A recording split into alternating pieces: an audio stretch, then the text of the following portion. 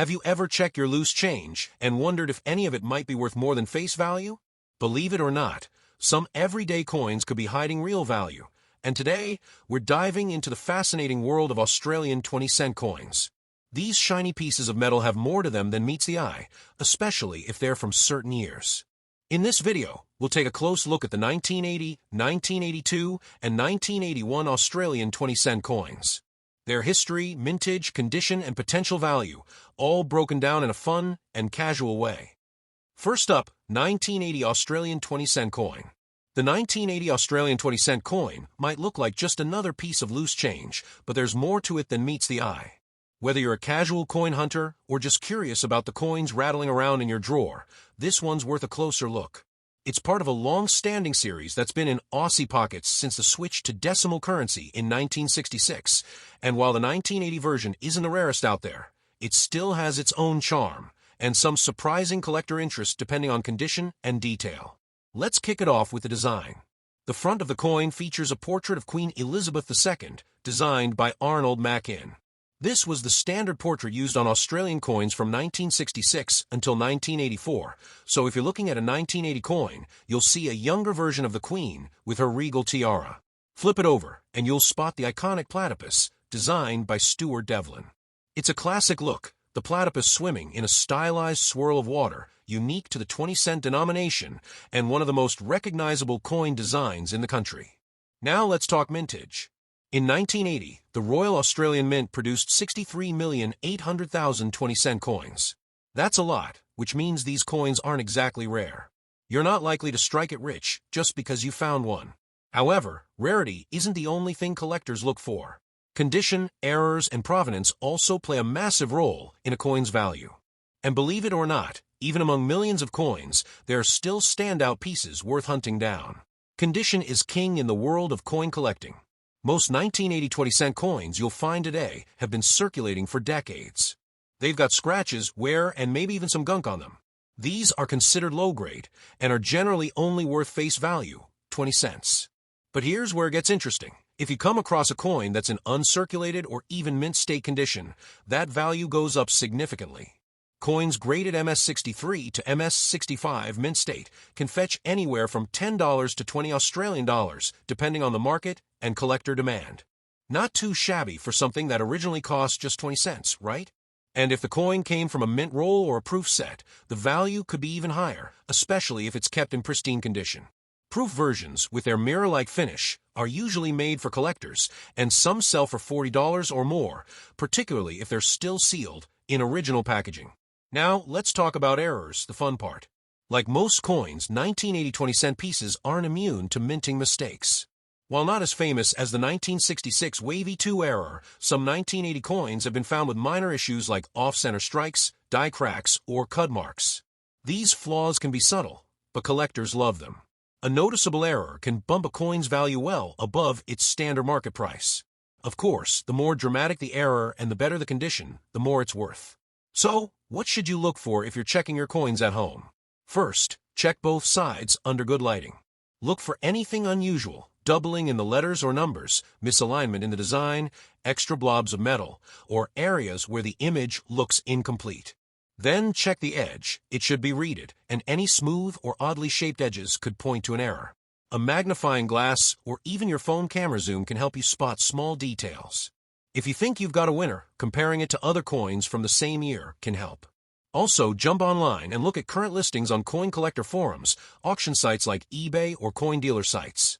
Prices change over time, so the market value today could be different next month. Another interesting note, many Aussie collectors like to put together full-year sets, coins from every denomination made in a specific year. So if you've got a 1980 20-cent coin in decent shape, it might be valuable as part of a full set. In fact, some collectors are willing to pay extra to complete their year-specific collections, especially if they're missing just one high-quality coin.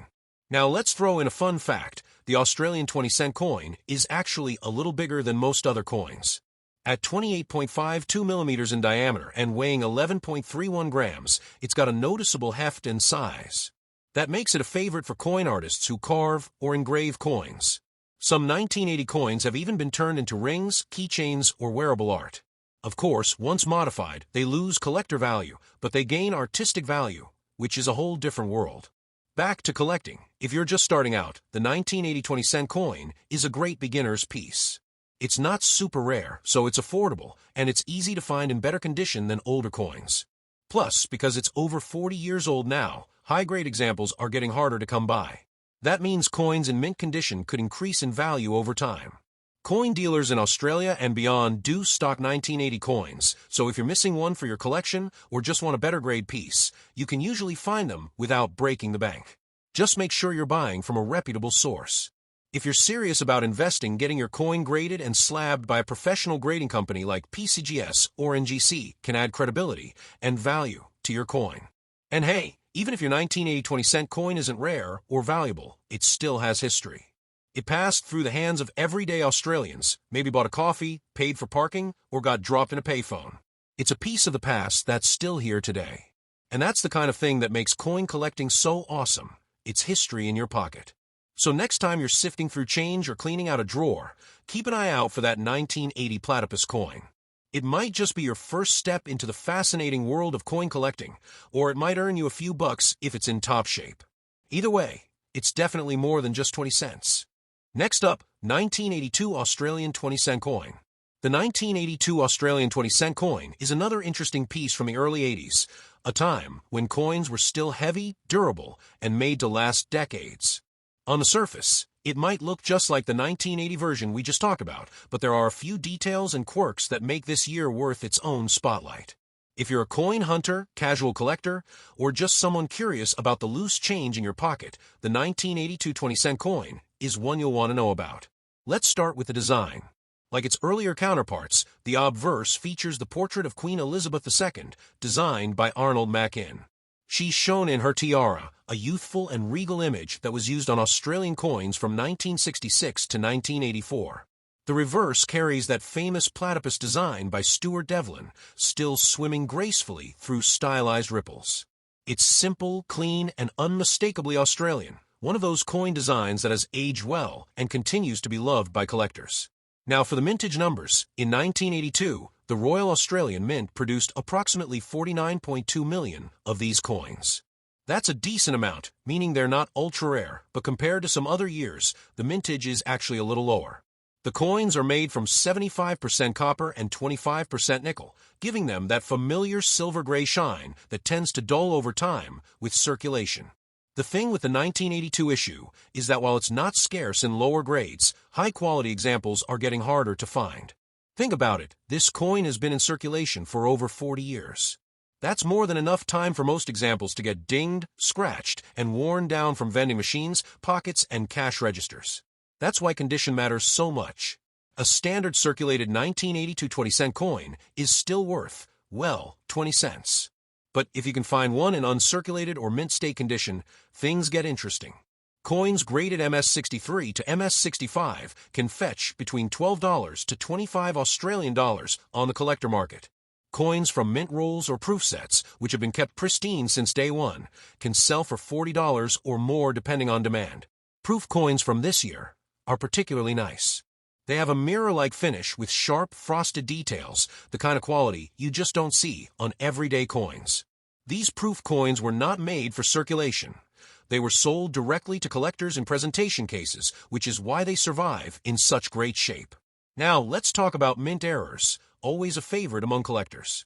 While the 1982 20-cent coin isn't known for any single famous error, like the Wavy 2 from 1966, it's still possible to find interesting variations. Some examples have been spotted with off-center strikes, where the design isn't perfectly aligned, or with cut marks, where a damaged die leaves a raised blob of metal on the coin's surface. Other collectors have reported die cracks and even partial collar strikes. These errors can turn an otherwise common coin into something worth keeping, and sometimes selling for a premium. When checking your 1982 coins, look closely at the date area and the Queen's portrait. Any doubling in the letters, numbers, or features could be a form of doubling error, which can bump up value. A good magnifying glass, or even your phone's macro camera mode, can make a big difference here. One other detail that's interesting, the 1982 20-cent coin, like others from the series, is fairly large at 28.52 millimeters and weighs 11.31 grams. Because of this size, it's a favorite among people who make coin jewelry or novelty items. You'll sometimes find 1982 coins turned into rings, keychains, or engraved art. While these altered coins lose numismatic collector value, they gain artistic or sentimental value for the person who owns them. From a collector's perspective, the 1982 coin fits nicely into a year set. Many collectors aim to gather one coin from every denomination in a particular year. That means even if a single 1982 20-cent coin isn't worth much on its own, it becomes more valuable as part of a complete year set, especially if all the coins are in high grade. The market for these coins is steady, not explosive. You won't see them jumping from $20 to $200 overnight. But that's actually a good thing for newer collectors. It means you can still get into collecting these without spending a fortune, and there's room for value growth over time. And here's a quick tip. If you find a 1982 20-cent coin that looks uncirculated, put it in a protective holder as soon as possible. The fewer scratches and marks it picks up, the more it will be worth in the future. Plastic 2x2 holders or coin flips are cheap, and they'll help preserve your coin's condition. Another neat aspect about coins from the early 1980s is the nostalgia factor. For many Australians, these coins bring back memories of school canteens, bus fares, and everyday purchases. That sentimental connection can sometimes influence the market, especially among collectors who grew up during that era and want to own pristine examples of the coins they remember using. If you ever plan on selling a high-grade 1982 20-cent coin, you might want to have it professionally graded. Services like PCGS or NGC will assess your coin's quality and seal it in a tamper-proof holder with its grade clearly marked. This not only makes it more attractive to buyers, but also verifies its authenticity. All in all, the 1982 Australian 20-cent coin is one of those pieces that's common enough for beginners to find and affordable enough to collect in bulk, but with the potential for higher value if you find one in exceptional condition or with an error. Whether you keep it as part of a full year set, store it in a coin album, or just enjoy the hunt for a perfect one, it's a small but satisfying addition to any collection. So next time you get change at a cafe, or find some coins at the back of a drawer, next up, 1981 Australian 20-cent coin. The 1981 Australian 20-cent coin is one of those pieces that might surprise you. At first glance, it looks almost identical to the 1980 and 1982 issues, Queen Elizabeth II on one side, the iconic platypus on the other. But this particular year holds a special twist in its story. Not all 1981 Australian 20-cent coins were actually made in Australia. Some were struck overseas, and that fact alone makes this year a fascinating one for collectors and coin hunters. Let's start with the design. On the obverse front, we have the familiar portrait of Queen Elizabeth II by Arnold Machin, the same portrait used on Australian coins from 1966 to 1984.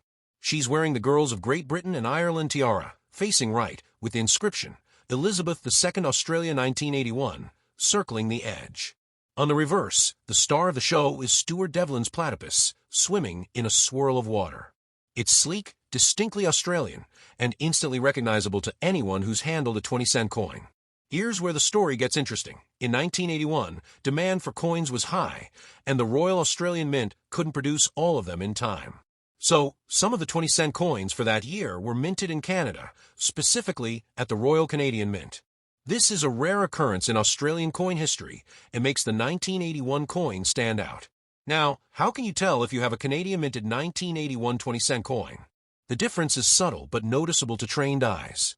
Canadian-struck coins often have slightly sharper details and a different look to the edges of the design.